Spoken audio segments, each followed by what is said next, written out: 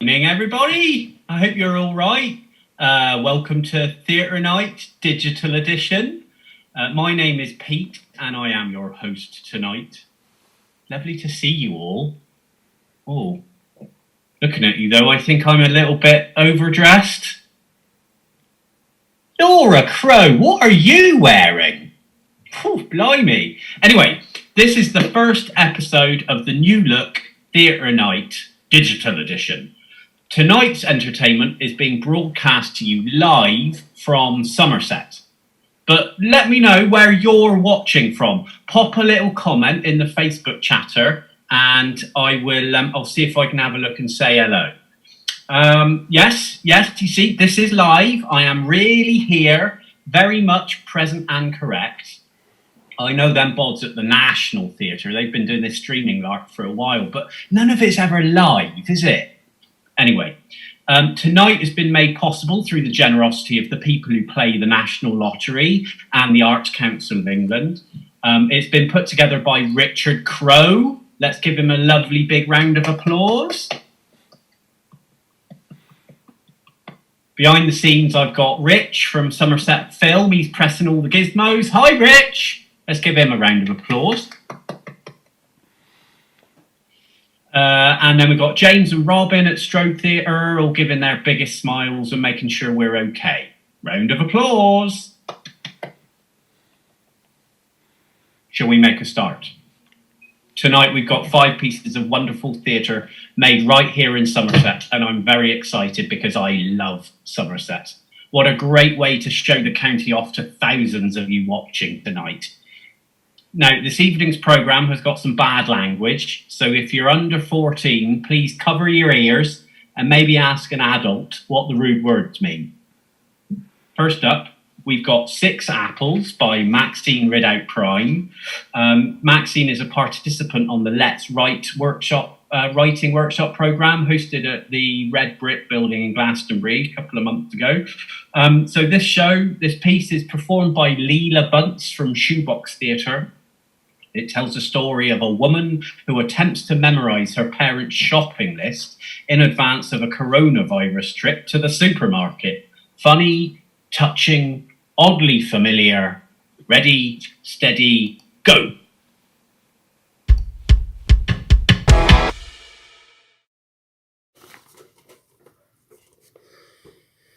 Six apples, 4 pears, bananas, fair trade if possible, grapes, red and green.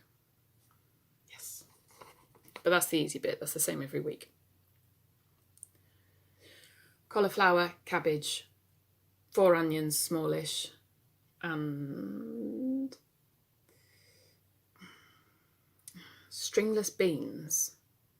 What the hell are stringless beans? I'll have to ask her. Okay, now I've lost it. Where was I? Oh yeah, punnet of kiwis. I'm trying to memorise my parents' shopping list.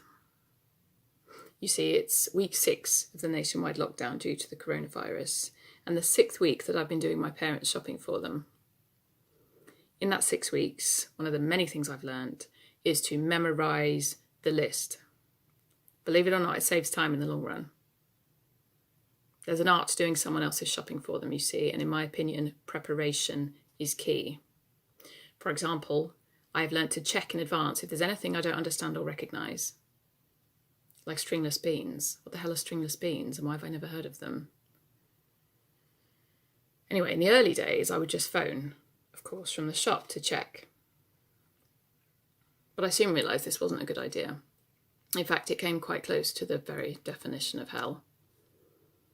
Well, you see, you're there clutching your list and you're very sensibly wearing surgical gloves, to protect yourself and your fellow shoppers and the parents that you're shopping for, which is good, until you need to make a call from your touch-sensitive phone. Yeah, precisely.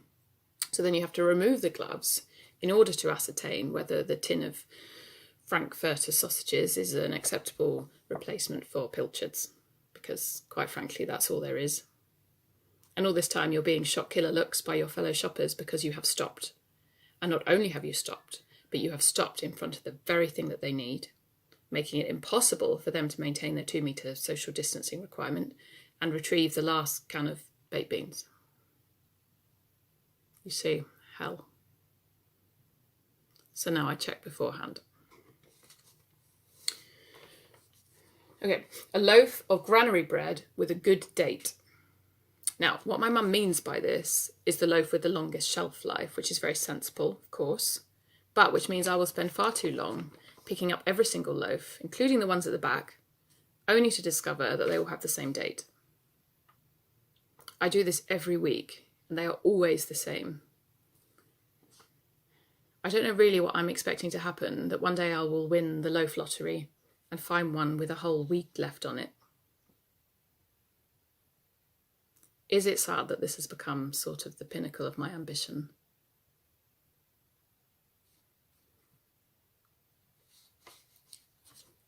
A packet of Oti Nobblies biscuits. Now this is another good example of why checking in advance is so important. One week, you see, I spent a good 10 or 15 minutes looking for Oti Nobblies biscuits. I searched the biscuit aisle high and low. Up and down I went, looking for these elusive Oti treats. I thought maybe they were out of stock, or there'd been some sort of sudden run on magical Oti biscuits. And then eventually I found them. Oat Nobs, they are called, not Oti Nobblies. My mum calls them Oti Nobblies. So now I check in advance and also do a certain amount of internet research to check that the item I'm looking for actually exists. Okay, 4 pints of semi-skimmed milk. Now, this is another good reason why the pre-learn is so important, because you see, now I'm in the biscuit aisle. The dairy aisle is 3 aisles back. You see, if I'd been following the list as written, I would have passed it, which, you know, means I now have to retrace my steps. And in normal times, this is annoying, but not really a problem. But in the time of Corona, going back feels a little bit like sacrilege. You see, it's unnecessary time spent in the shop spreading germs, which you may or may not have. Why are you going back? People ask me with their angry eyes. Oh, no, no, no. You must go forward and out, never backwards. You must abandon all hope of your forgotten items or risk infecting every single person in the shop, and all because of your basic lack of organisational skills. Well, is that what you want? Now, at this point, I should say that the hatred that I perceive radiating from my fellow shoppers is, in fact, a symptom of the lockdown agoraphobia that's been developing very nicely, thank you very much, for the last 6 weeks. I do know that everyone is far too preoccupied with their own thoughts to give a monkeys about me. They're all thinking things like, can I make bread without flour? Or how many toilet rolls can I buy without being branded a social pariah? Talking of which, toilet paper, preferably recycled, but if not, whatever you can get. Now, of course, whatever you can get a few weeks ago would have meant nothing. I'm still weirded out by the nation's toilet paper obsession, which stripped the shelves of every single roll, both the soft and the sandpapery.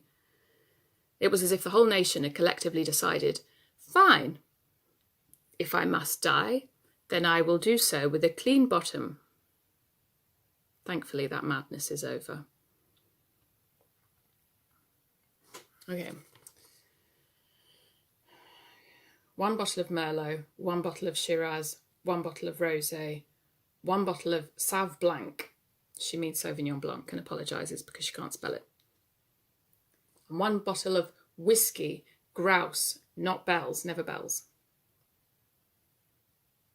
Now, I know what you're thinking. Your parents are alcoholics. But this isn't a weekly demand, so I think they're okay. At least I don't think I'm unearthing any dark secrets here. But I have learnt a lot of things about my parents over the last few weeks. I've learnt that they eat fish several times a week, that they eat branded biscuits, but Savers jam is fine. I don't know why, but somehow knowing these things about them makes me feel closer to them. And that really matters at the moment, when I'm only able to talk to them on the phone or for a short amount of time face to face, and always with those obligatory 2 meters between us. I know it sounds as if I hate shopping for mum and dad, but actually the truth is I'm glad we have a legitimate reason to see each other. And of course I'd be prepared to do a lot more than buying them smoked kippers and thick sliced unsmoked bacon in order to keep them safe. As I recall, it was a bit of a battle to get them to let me do their shopping for them in the first place. Mum insisted she could do it herself, and when I pointed out to her that she couldn't, because she was in the vulnerable group, you know, the people who aren't supposed to even go out at all, she said, "But I don't feel vulnerable." To which I pointed out that not feeling vulnerable probably wasn't really an adequate defence against contracting the virus. So she called me a cheeky mare, but relented. So now every week I get my list to learn via email, always with a little note attached saying something like, "Sorry to inflict this on you every week," or "Here's another shopping list to stress you out," which makes me feel awful. But I think she's remembering the very first week that I began to shop for them only 6 weeks ago. But in many ways, it felt like a different world. A world in which, despite being told there was no shortage of food, people began to bulk buy like crazy, and in doing so created a shortage of food. Clever, eh? So their first list arrived in my mailbox and I began to read through it. 6 apples, 4 pears, bananas, fair trade if possible. I told you, it's the same every week. But then from absolutely nowhere, I began to cry. And when I say cry, I don't mean tears making silent traces down my cheeks kind of crying. I mean loud, uncontrollable, unexplainable sobs kind of crying. I had no idea what was going on. But as I reread the list, I realised there was so much bound up in this quiet, unassuming list of simple requests. It was like an insight into their cosy little world. And for the first time, it really hit me how much I was going to miss seeing my parents.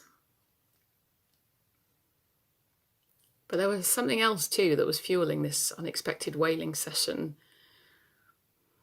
As I read and reread that list, all that was in my head were visions of empty shelves and the horrifying thought, what if I let them down? What if I can't feed them? Now, for the first time, I'm being asked to step up to the plate to be the grown-up and to keep them safe. What if I fail? These people who've kept me safe all my life, who've fed me and clothed me and supported me and nurtured my every dream. And now when the tables are turned, I wouldn't even be able to get them 6 apples. So there I am, sat at my computer screen sobbing. And my husband comes in and finds me. He's naturally very concerned and he asks me what's wrong. And through the sobs and the snot, I try to explain how I'm feeling. And he looks at me for a moment and he says, "So you're crying because you're scared you won't be able to buy your parents apples. I think they'll be all right."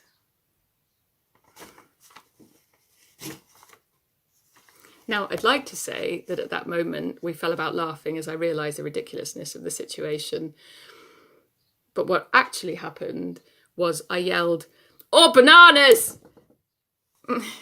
in his face and then sulked for an hour.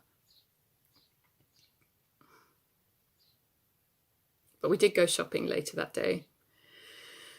And even though we had to go to 3 different shops to complete the list, complete it we did.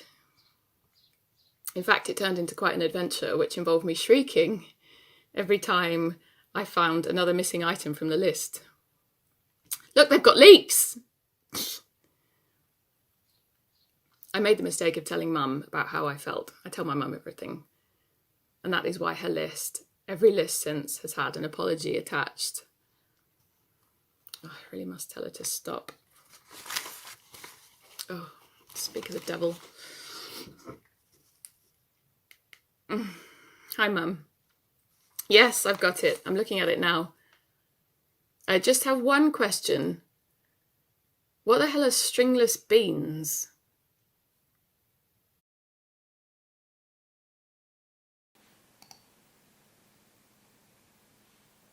Well, welcome back, ladies and gentlemen. I hope you enjoyed that beautiful piece of theatre.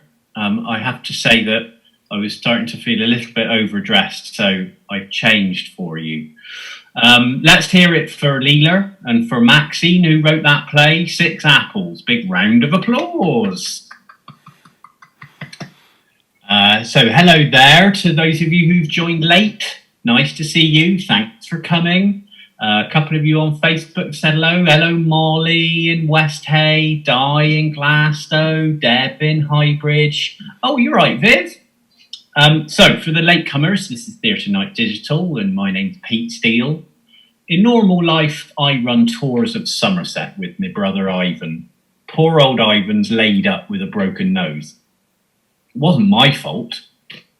Anyway, next up for Theatre Night is Dating by Kirsty Fitzpatrick, a participant on the Let's Write workshop programme. Performed by Abby Fortnell-Young and Richard Young, this is a strange encounter in an internet dating room where nothing is going right, or what it seems. Ready, steady, go!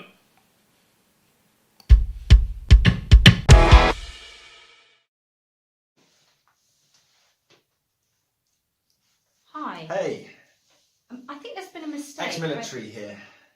Okay, that's great, but... Army, Special Services, though I'm not really supposed to talk about it. Official Secrets Act.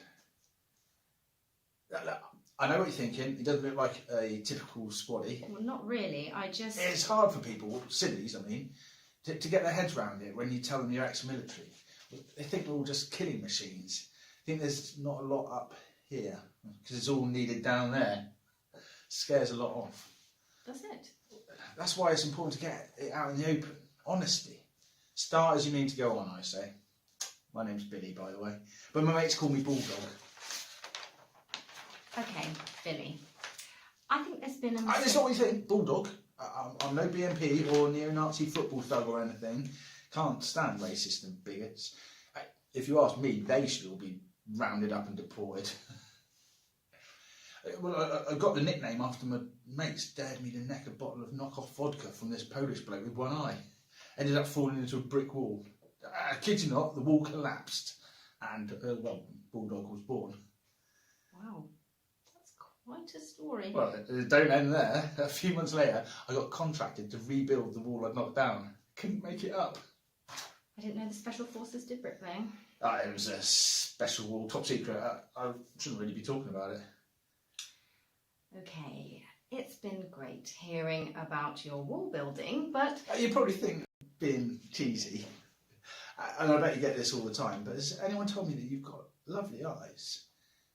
Like, really prominent? Not really. I worked for this top model agency once, undercover. Took like a duck to warn me. I could spot a natural beauty from 100 paces. One time, I was standing by the fish counter in Tesco's when this brunette walked in. I said to myself, she'll be a star, that one. Total stunner. Gave him a card, and I kid you not, she was on the cover of Vogue the next month. Well, the industry bigwigs even named me Hawkeye Harry after that. Hawkeye Harry. Yeah, couldn't use my real name on account of it being undercover. Great. Well, I'll think of that next time I buy fish from Tesco's. I still have the contacts in the fashion world if you're interested. I could give you a number to call. Thanks, but no thanks, Billy. Look. Call me Bulldog. Bulldog. It's been enlightening. But, oh, that's our time up anyway. You have a good next date. Oh, hello again. Billy. It must be fate. There must be a glitch. A glitch, eh? Oh, yeah. You would not believe the stuff I learned about glitches when I got stationed in cyber security. No, No, I doubt I would. This one time, I received a call from a lady who swore she kept seeing flashes on her computer screen, images that would make your toes curl. Everyone else thought she was mental, not me. No? Never judge a book by its cover, I say. We did a bit of digging in the dark web. It turned out her computer had been hacked by the Swedish government. What? So I know. As soon as they found out she'd seen their data, they put a hit out on her. I didn't realise the Swedes were into assassinating people. Oh, like you would not believe. If it weren't for me, she'd have been 6 foot deep within a week. Earned the name Ram Man, I did. As in... Ram? Yeah, no computer can outwit me. I'm sure.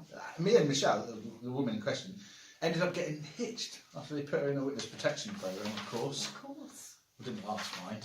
The Swedish government caught up with her? No. She ran off with an intelligence corps guy. Can't think why. The bloke had a breath that would kill off a small market town. Last I heard, they'd moved to Marbella and bought a yacht. Okay. I'm sorry to hear that, Billy. It's fine. Her leaving made me realise there's more to life than glory. Pushed me into her humanitarian work instead. Well, that's how I ended up heading a project for Elon Musk. I'm gay. Gay? Very. There's been a technical error and I'm in the wrong bloody virtual room. I shouldn't be here. You don't need to lie and say you're gay. If you're not interested, it's fine. Just as soon as you tell me. A lie? You've got to be kidding me. Billy Bulldog, Billy Bullshit more like. I mean, come on. Could you be any more delusional? Don't take this the wrong way, but did you go through the mental health screen when you joined? Hello? Hello?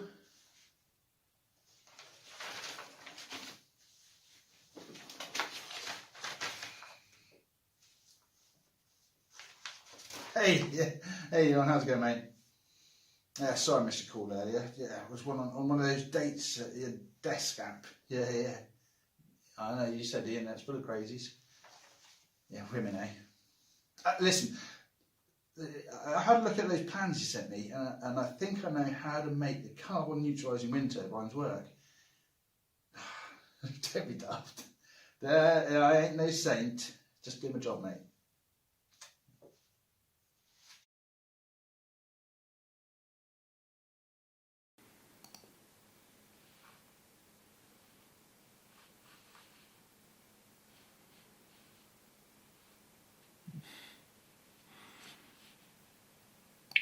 Round of applause for Richard and Abby, and well done for Kirsty for writing that play. Who'd have thought it, eh? Live theatre on the internet, broadcast from Somerset. And to think they haven't even invested in the super broadband yet. Anyway, to prove how live I am going to make some of my very own cider right here in front of you. Here's an apple. A squeeze. With all me mic.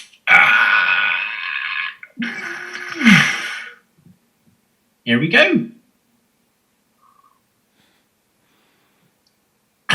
Lovely.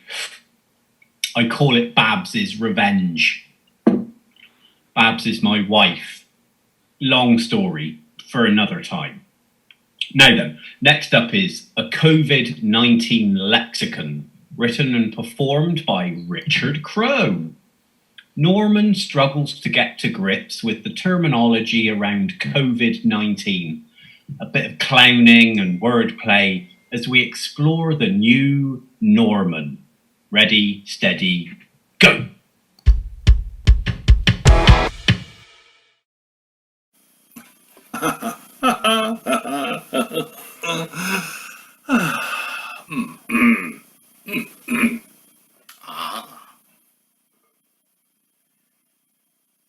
N.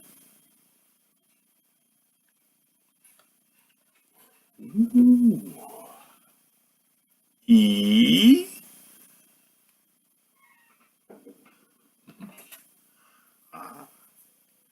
W.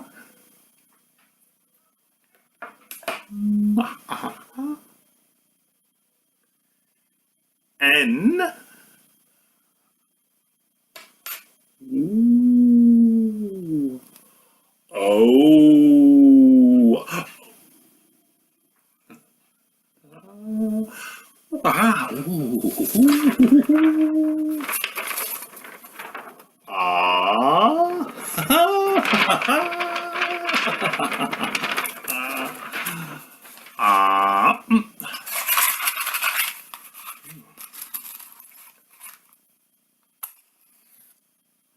M. Ooh.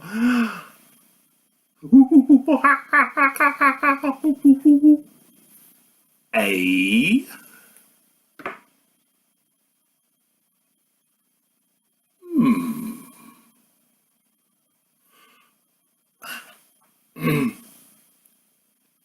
N.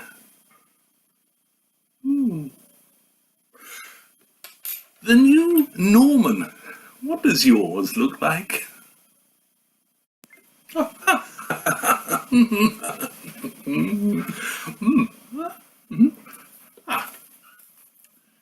U.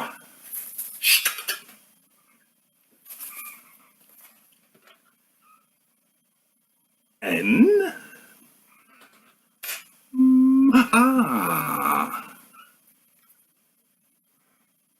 P. Oh,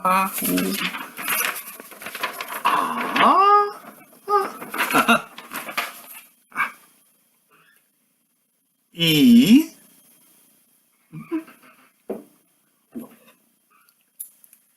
S.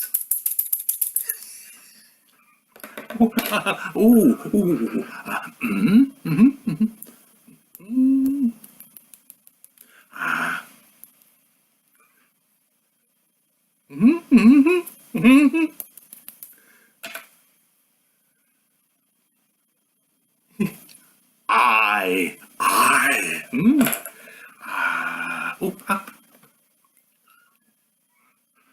D. E.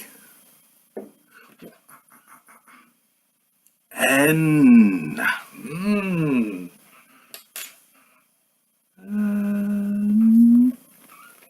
T. T. E.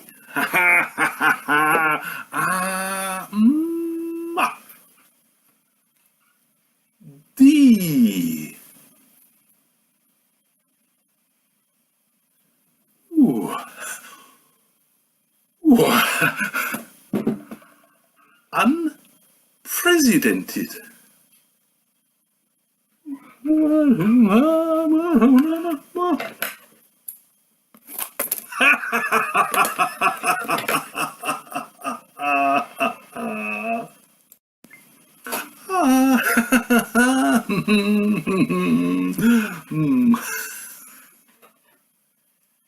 S.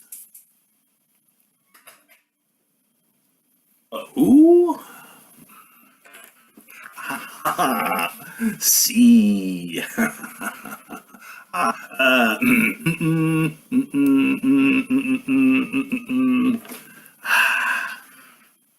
I. A.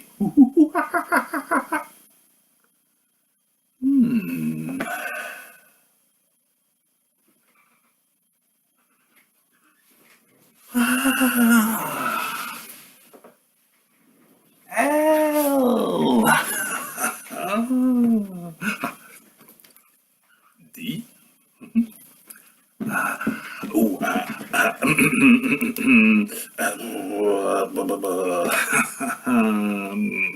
I. S. C. O. D. A.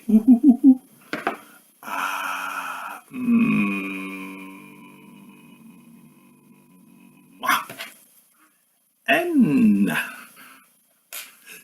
C.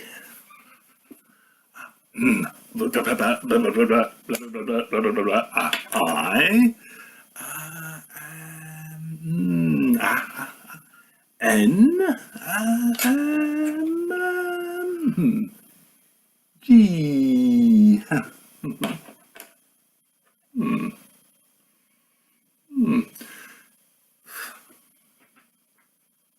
Social disco dancing.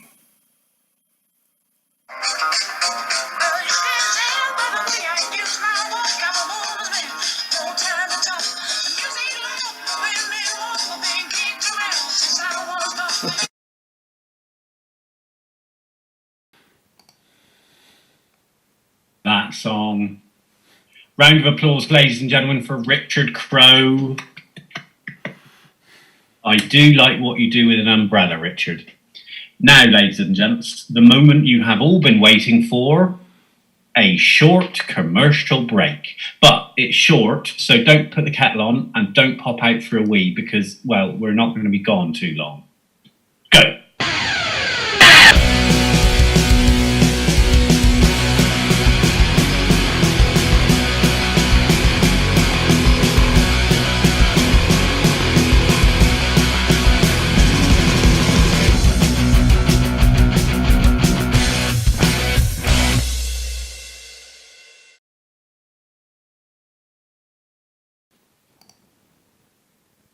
Come back. You might recognise me, ladies and gentlemen, from Sofa Vision 2020 last weekend.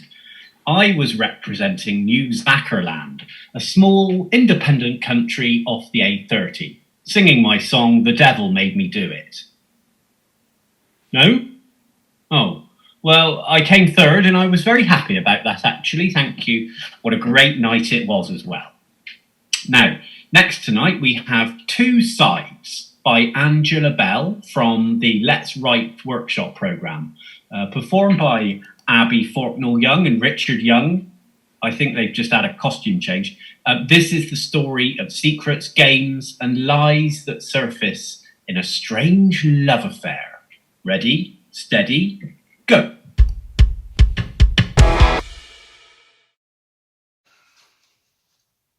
Exterior, a suburban road, morning. A postman walks up to the front door and posts a letter. Interior, hallway, morning. A letter drops on the floor as the letterbox slams shut. Susie is standing at the top of the stairs, phone in hand. Frank? Frank? Frank? Yeah? Can you get the post? What? The post, darling, the post. Are you okay? And... Interior, bedroom, morning. Susie is lying on the bed, holding her phone.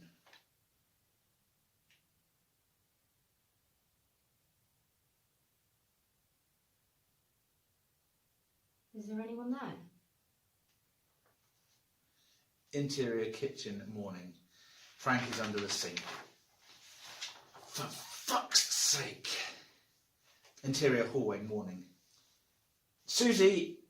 Susie! Interior, bedroom, morning. Yes? I can't do it. What? I give up. Look, I'm on the phone. All right. Look, I won't be long. Just give me 5 minutes. Okay, are you sure you're okay? Yeah. Really? It's the doctor, you know? Right. You make us a coffee?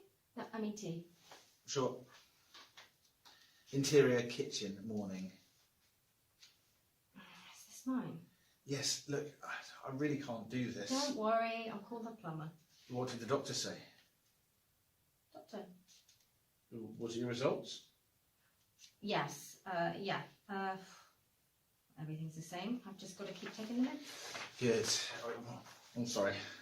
It's not your fault. And who knows? Miracles can happen. One day we could... Don't. Are you okay? I'd better get to work. Sure. Interior, sitting room, early evening. The room has blue and pink ribbons all around it. Susie and Frank enter. Look, I really can't. Surprise! I was going to wait for my mum, but What is it? I was just too excited. Have you opened the letters? I thought we could celebrate. Celebrate us. You know. Have you opened Claire's letters? Well, none of that matters now. But I thought... I don't think you get it. Look around. I'm pregnant. What? Do you want to have a feel? No. No. I need to go home. But this is your home. And now we... Stop. Just stop it. I've told you before, I'm happy with Claire. But I'm pregnant. You're not pregnant. But I'll call your mum. I need you. Your baby needs you. Sit down. I love you. I will always love you. Have you taken your meds? Interior, kitchen, evening.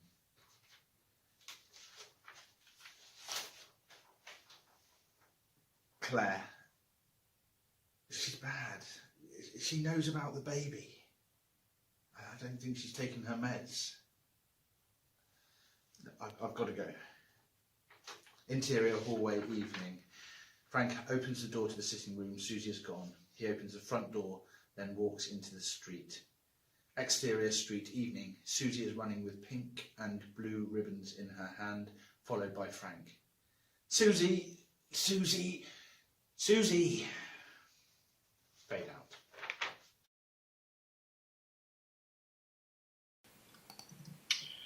So, thank you, Angela and Abby and Richard. Well done, everyone. Round of applause. So, apologies to those of you who struggled to hear that last piece. Please don't blame the actors. They are professionals. We're looking into sorting some technical issues. And Richard Tomlinson, Tomo, as I call him, we're mates. He's a genius and we'll have it sorted for next time. That's a Pete promise, so don't worry about that. Now, much of tonight's work has either been a rehearsed reading, give some actors an early version of your play and they'll test it out, like test driving a car or passing an exam, that sort of thing. Or they've been a scratch performance. That means them creative types, well, they've got an itch of an idea and it needs seeing to. So, last up tonight is Macbeth-ish, devised and performed by Jed Stevenson and his cuddly friends. It's like Macbeth, only ishier. So we'll end the evening with a belly laugh or two. Great. Ready, steady, go.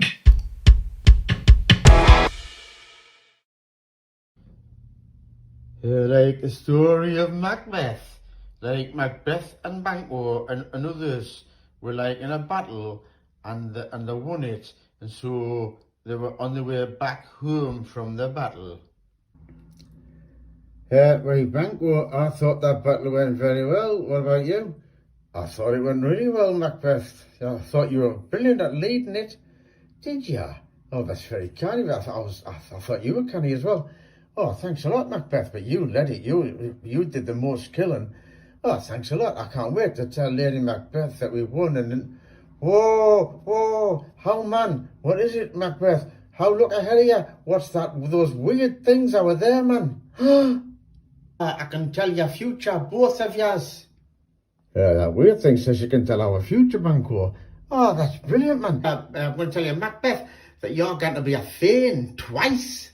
We didn't know what a Thane is, I'm afraid. Wait, don't worry about that, because after being a Thane twice, you're going to be a king. So you'll be a proper king. And Banquo, you're not going to be a king, but your kids they'll be kings like in the future. I'm freaked out by that. I'm going to go back to Lady Macbeth and tell her what's happened and stuff. All right, well, I'll see you later, Macbeth. All right, cheerio, Banquo. Ta-da. Oh, I'm home. Hello, Lady Macbeth. I'm home. Oh, yeah. Hello, Macbeth. How'd you get on with the battle like? Did you win and stuff? Aye, we did we won. But on the way back home, me and Banquo met this, fortune teller weird thingy, and she said I'm going to be the king, and the Banquo's kids are going to be the king as well. Well, that doesn't make any sense at all. You cannot all be kings, and we've got a king already over there.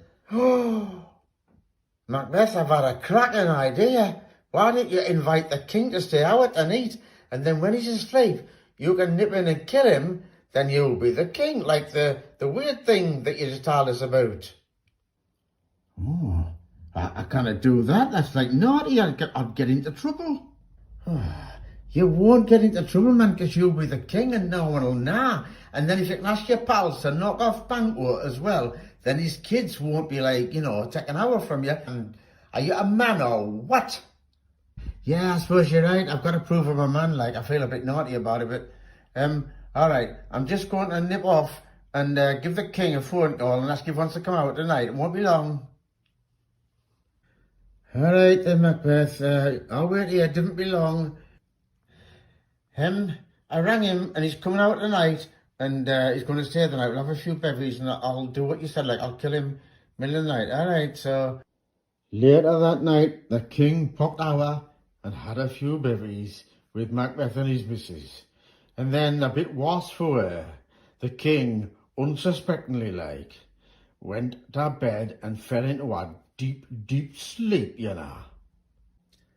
Oh, Lady Macbeth, the king's gone to sleep, so, I'll go and do it now then, shall I? Lady Macbeth, is that a dagger I see before me? No, that's a ladle. The daggers are in the second row down, man. Oh, I keep forgetting. Thanks a lot. Right, I'm off. I won't be long. Just going to kill the king. Like a few moments later, from the king's chamber, or the spare room, whichever, there was a bit of a scream and shuffle and stuff. You know what I mean? And I think we know what's happened there. Lady Macbeth, I'm back, and I've done it. I think I've killed him, probably. And I saw some of my pals on the stairs, so I've asked them to pop out and the Banquos and kill him as well. Oh, that's champion Macbeth. Well done, well done. I'm chuffed to bits. Yeah, and then a bit while after that, when everything was settled and he was crowned as king, they had a big banquet. Have a good time, everyone. Enjoy yourselves. What's that? Whoa, oh, you're woman, whoa. Blinking heck, it's a floating hanky. Whoa, I'm not a floating hanky, man. I'm the ghost of Banquo, and I've come to haunt you and say you've been naughty, naughty, Macbeth. You've been naughty, and they're going to, all my mates are going to knock you. Whoa, whoa. Yeah, Lady Macbeth, you got a problem. All the lads are going to gang up on me and knock me. They're going to fight me and knock me. They're going to kill me. What do I do? Different panic, Petman. I'm going to ask that weird person, and see what she says about the whole thing. Oh, weird thing. All my mates are going to knock me. Can they kill me because I'm the king? Oh, different worry, man. You can only be killed by, someone who was not born of a woman. Yeah. Well, that doesn't make sense. There's no one not born of a woman. Oh, I know what you mean. You mean they cannot kill me, don't you? Sure, you could interpret it that way if you want. Possibly. Oh, that's cracking news. Right, I'm going off to fight now. Macbeth, I'm Macduff, and you killed the king and Banquo and me family, and you've been real naughty, so I'm coming here to knock you. I'm confused. What's going on? I thought you were the narrator. Well, I am the narrator. I'm playing two parts, man. All right. Macduff, you come to knock me, have you? Well, you cannot, man, because I've been told the only person who wasn't born of a woman can knock me. So, bring it on, big boy, Well, technically that's me, I wasn't technically born of a woman because my mother had a cesarean birth. So that means I can knock you. So take that. Oh, no, man, I've been knocked well and truly.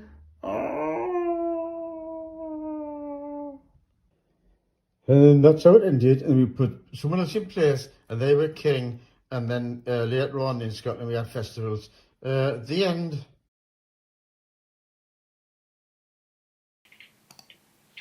Oh, round of applause there for Stevenson and for Shakespeare. Just so you're wondering, the accents in that play were from up north. Yes, Radstock, ladies and gentlemen. So that was proper classic theatre turned into a Teddy puppet show, only in Somerset, I reckon. So, that's it, ladies and gentlemen. Thank you for spending this evening with me. It's been quite a ride to get here, and no doubt there are more challenges to come, but let's stick together and we'll be all right. Coming up next, Wednesday the 17th of June, a documentary about a group of students from University Centre Weston who were performing, they were preparing to perform the premiere of a new show, Bipolar the Musical, when lockdown was imposed, and the show, well, it had to be pulled, didn't it? So find out more about that on Wednesday the 17th of June at 8 o'clock on this channel. Also, you can watch this evening's performance back for a month. So tell your friends and come and visit Strode's Facebook and YouTube channels to find it. Spread the word. Tonight's entertainment has been broadcast on Strode Theatre's platforms. It's been made possible by Somerset Film with support from Wassail Theatre Company and their Somerset Emergency Theatre Programme, which has been funded by Arts Council England. That's proper partnership working. But let's not forget, the gentleman who's done all the proper hard work was Richard Crowe. So well done, Richard, and thank you for having us. Give me a follow on Facebook if you like. My name's Pete Steele, Petesteel. I'd be very happy to see you on there. If you'd like to support Strode Theatre or Somerset Film or Wassail Theatre Company or Richard Crowe, then you can give them each donations to continue their hard work. Strode Theatre are collecting donations to be able to continue hosting this evening, and there's a donate button on their website. Alternatively, you could just send cheques to Peter Steele Enterprises, courtesy of West Coker. So first class stamps, please. Thank you. Stay safe, wash your hands. See you soon, either here or in real life. Cheers.